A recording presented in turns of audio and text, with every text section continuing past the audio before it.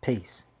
Ladies and gentlemen, brothers and sisters, I want to take you somewhere tonight because something hit me like a lightning bolt, a eureka moment that shifted my whole understanding of not just our place in the universe, but how the universe itself works. I'm talking about the idea that this universe, the one we live in, breathe in, feel, ain't as solid and real as we've been told. And this ain't abstract. This ain't science fiction. This goes deep into the spiritual, the scientific, and the metaphysical, and it lines up in a way that should not be possible unless it's true. We're going to explore how our reality may be a holographic simulation. And let me tell you, once you really see this, you can't unsee it. This changes everything. 5 moves tonight: the hologram, the observer, the soulless code, the synthesis, and what it means for you when you walk back into the world. Let's get into it.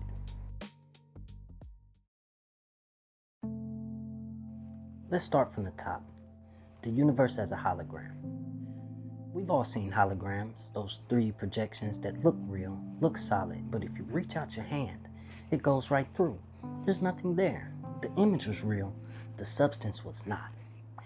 Now what if I told you that our entire universe works the same way?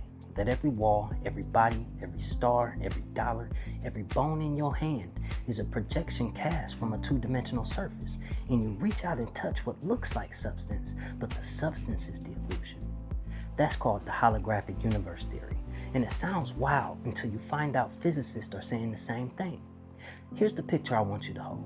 The deepest layer of physical reality is a flat, 2-dimensional surface, an electromagnetic field. That field is vibrating right at the edge of the speed of light, just under it, just over it. And on that 2D surface is encoded all the information that makes up the 3D world we walk around in. All of it. Every blade of grass, every memory, every face encoded as information on a surface you can't see, projected outward into the depth we mistake for solid. And here's the boundary that matters. The speed of light is the wall. Anything vibrating below the speed of light belongs to the physical realm. That's the avatar. That's the body. That's the chair you're sitting in. Anything vibrating faster than light exits the physical and enters the non-physical, the spiritual realm, soul, source, the nothing the mystics keep talking about. So the physical universe is not the whole universe. The physical is just a slice that vibrated slow enough for us to register as real. Above that frequency, a whole other reality. Below it, the projection screen. We are living on the surface of a hologram.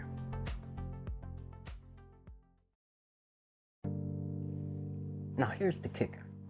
The part where quantum physics walks up and shakes hands with the mystics. Electrons, the tiny building blocks of all matter, don't exist in solid form unless they're being observed. Let that sink in for a second. Let it really land. The fundamental units of physical reality, the things every atom in your body is made of, are not solid until somebody is looking at them. Until that moment, they exist as a wave, possibility, potential, could be anywhere, could be anything. They only solidify when consciousness engages them. So who's doing the observing? We are. You, me, every conscious being. Our attention is what brings the wave into form. Our looking is what builds the room around us. Which means we ain't passive. We never were.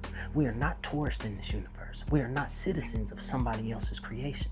We are active co-creators. The universe is a movie, and without the watcher, there is no movie. And it shows up in our daily life if you start paying attention. 2 people walk into the same room. One sees an opportunity, the other sees the threat. Same room, different reality. Why? Because their consciousness is collapsing the wave function differently. Their observer is writing different code into the same field. Your worst day and your best day were built out of the same raw material. What changed was the eyes. That's not motivational talk, that's physics.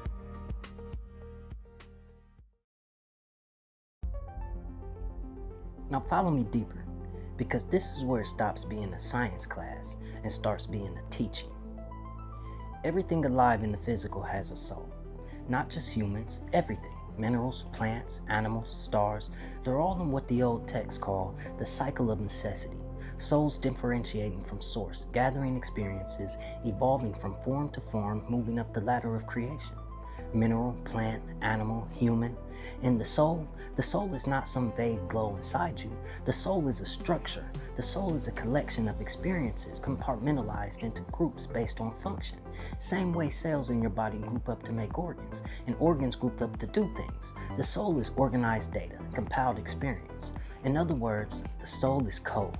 And if the soul is code and the universe is rendered from code on a 2D surface, then ask yourself the question, where is the code coming from? Maybe, and this is the move that lit me up, maybe the human mind, the human soul, is the code itself. Maybe the souls evolving through the cycle of necessity are not just travelers through the universe. Maybe they are the writers of it, stage by stage, form by form, building the program until enough refinement happens for a soul to manifest as human, the perfected form of the physical universe. Because look at the human body.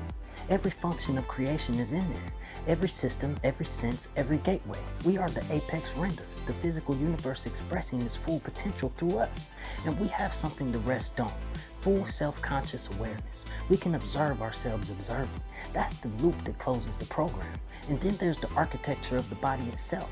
You have a physical body, the avatar, bound by light. You have a soul body, the code, vibrating faster than light. And you have a third body in between them, the electromagnetic body, the bridge, the antenna, the receiver. That's the part of you that translates between source and the screen. That's the part that lets soul touch matter. 3 bodies, 1 you. And the middle one is where the magic happens.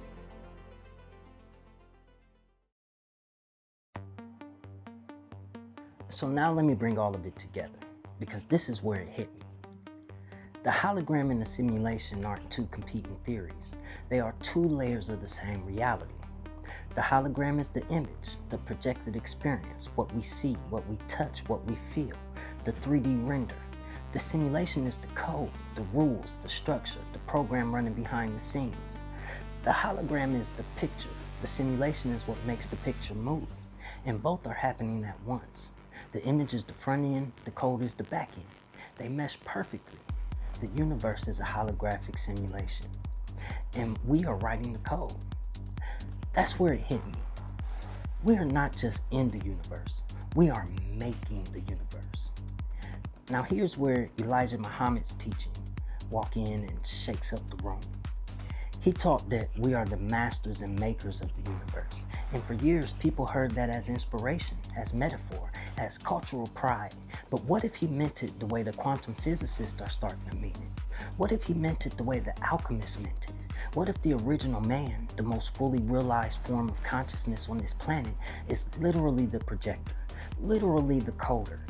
If electrons exist as potential until observed, and souls are the observers, and the human is the most refined soul vehicle the universe has produced, then yes, we are the masters because consciousness is what shapes form. We are the makers because the universe is the product of our creative observation. The universe is waiting on us. Every morning, every thought, every choice. The 2D field is sitting there asking, what do you want me to render today? Every dominant thought writes a line. Every focused emotion compiles a feature. Every act of attention solidifies a piece of reality that wasn't solid before you looked. That's scientific, that's spiritual, that's metaphysical. All 3 saying the same thing at the same time from 3 different rooms and finally meeting in the hallway.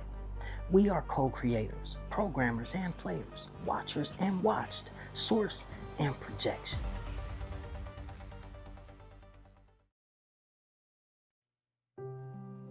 So what does this mean for you walking out of this room, walking back into your Monday? It means your reality is not fixed. It means the world you're living in is not closed. It means you can bend it, you can shape it. Every time you focus your mind, you are creating.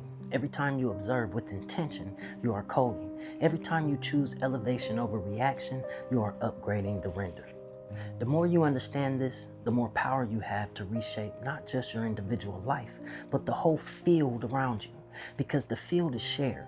We are all writing into the same hologram. Whoever writes with the most clarity, the most love, the most refined attention wins the next render.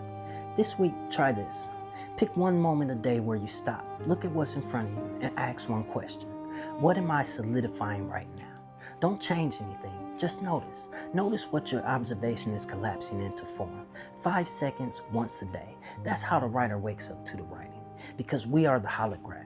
We are the simulation. We are the creators, and the universe is sitting there, vibrating just under the speed of light, waiting on us to decide what comes next. So I'm going to leave you with the question that started all of this. What will you create today? Peace. Tap in. Elevate your vibe.